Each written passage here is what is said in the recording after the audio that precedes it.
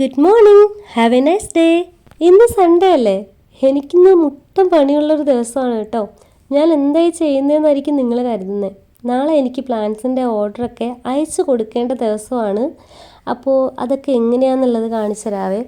നാളെയാണ് പ്ലാൻസ് അയക്കേണ്ടതെങ്കിലും എൻ്റെ പണികൾ ഞാൻ ഇന്നേ തുടങ്ങും.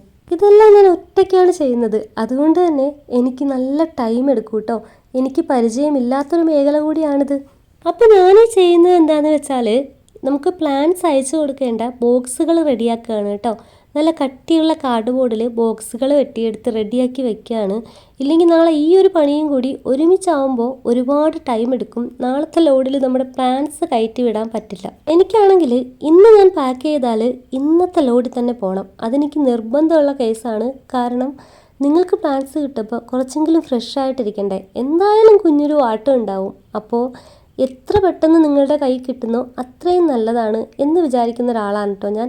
അതുകൊണ്ടാണ് താമസിക്കാതിരിക്കാൻ വേണ്ടി ഞാൻ തലേ ദിവസമേ ഈ പരിപാടികളൊക്കെ ചെയ്തു വെക്കുന്നത്. ഇന്ന് ഈ ബോക്സൊക്കെ റെഡിയാക്കി വെച്ചാൽ നാളെ രാവിലെ എനിക്ക് ചെടി ഇതിനകത്തേക്ക് ഇറക്കി വെച്ച് പാക്ക് ചെയ്താൽ മാത്രം മതി. അപ്പോൾ എനിക്ക് സമയത്തിന് കൊറിയർ ഓഫീസിൽ എത്താനും അവർക്ക് ഇന്നത്തെ ലോഡിൽ തന്നെ കയറ്റി വിടാനും പറ്റും. അതാണ് എൻ്റെ മൈൻഡിൽ കേട്ടോ. അപ്പോൾ ഞാൻ രാവിലെ തുടങ്ങിയ പണിയാണ് ഉച്ചയായിട്ടും തീർന്നിട്ടില്ല കേട്ടോ. കുറേ അധികം ഉണ്ട്. അപ്പോൾ എനിക്കൊരു മൂടുള്ള ടൈമിൽ ഇത് ചെയ്ത് വെക്കുന്നത് ഒരു പതിവുള്ള കാര്യമാണ്. ഇത് മാത്രമല്ല കേട്ടോ, ഓരോരുത്തർക്കും അയച്ചു കൊടുക്കാനുള്ള അഡ്രസ്സും പേരും അങ്ങനത്തെ കാര്യങ്ങളൊക്കെ ഞാൻ പേപ്പേഴ്സിൽ ഇപ്പോഴേ എഴുതി സൂക്ഷിക്കാറുണ്ട്. അതിൻ്റെ ഒരു സൈഡിലേക്ക് ഏതൊക്കെ പ്ലാന്റ് ആണെന്നൊക്കെ എഴുതി വെക്കാറുമുണ്ട്. അപ്പോൾ എനിക്ക് കുറച്ചുകൂടി എളുപ്പമാവും.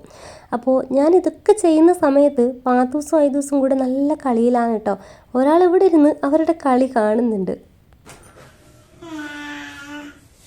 ഒന്നും ചെയ്യുന്നില്ലേ പാമു?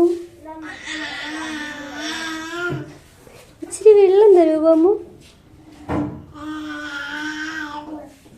എല്ലാത്തിനും ഉത്തരവുണ്ട്. മാമു ഹായ് ഹായ്. കൊച്ചിനോ ഹായ്. മാമു ഹായ് ഹായ്.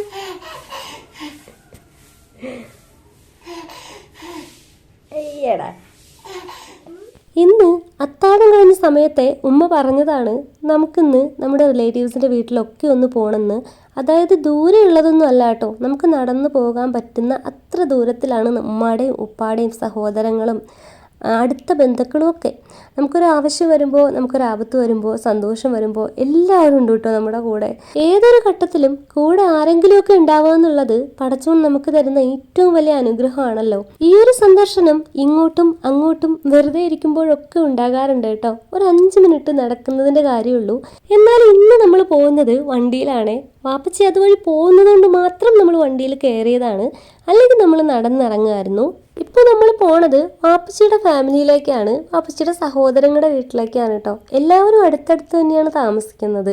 വാപ്പച്ചിക്ക് 8 സഹോദരങ്ങളുണ്ട്. എല്ലാവരുടെ വീട്ടിലൊക്കെ ഒന്ന് പോയിട്ട് വരുമ്പോഴേക്കും ടൈം ഏകദേശം നോമ്പ് തുറക്കാറാവും. അതാണ് ഞങ്ങളുടെ പ്ലാന്. സമയം പോവുകയും ചെയ്യും, ഒരു നോമ്പ് കാണലുമായി. ഉമ്മച്ചീനെ എവിടെയെങ്കിലും കൊണ്ടുപോകാനാണ് കേട്ടോ ഏറ്റവും പാട്. കാരണം എല്ലാ കാര്യങ്ങളും പെർഫെക്റ്റ് ആക്കിയതിന് ശേഷം മാത്രമേ ഉമ്മ വീട് വിട്ടിറങ്ങുള്ളൂ. നമ്മുടെ വാട്ടർ ടാങ്ക് ഫുള്ളാക്കി ഇടണം. അതുപോലെ നമ്മുടെ ഗ്യാസ് കുറ്റി ഓഫ് ചെയ്തോന്ന് ഉറപ്പ് വരുത്തണം. എല്ലാ റൂമുകളും പൂട്ടിയിട്ടുണ്ടോ എന്ന് നോക്കണം. അങ്ങനെ വീട്ടിലെ ഓരോ കാര്യങ്ങളും നോക്കി റെഡിയാണ് എന്ന് ഉറപ്പ് വരുത്തിയതിന് ശേഷം മാത്രമേ ഉമ്മ വരുള്ളൂ. അപ്പോഴേക്കും വാപ്പച്ചിക്ക് ദേഷ്യം വന്ന് തുടങ്ങിയിട്ടുണ്ടാവും.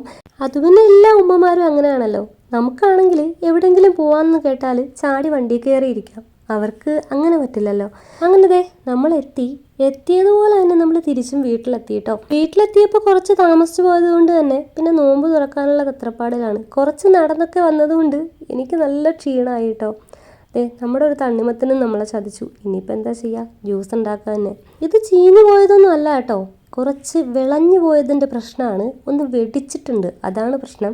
പിന്നെ തോടിന് കുറച്ച് കട്ടി കൂടുതലാണ്. ഉള്ളിൽ സാധനം കുറച്ചേ ഉള്ളൂ കേട്ടോ. ടേസ്റ്റിനൊന്നും വലിയ വ്യത്യാസമൊന്നുമില്ല.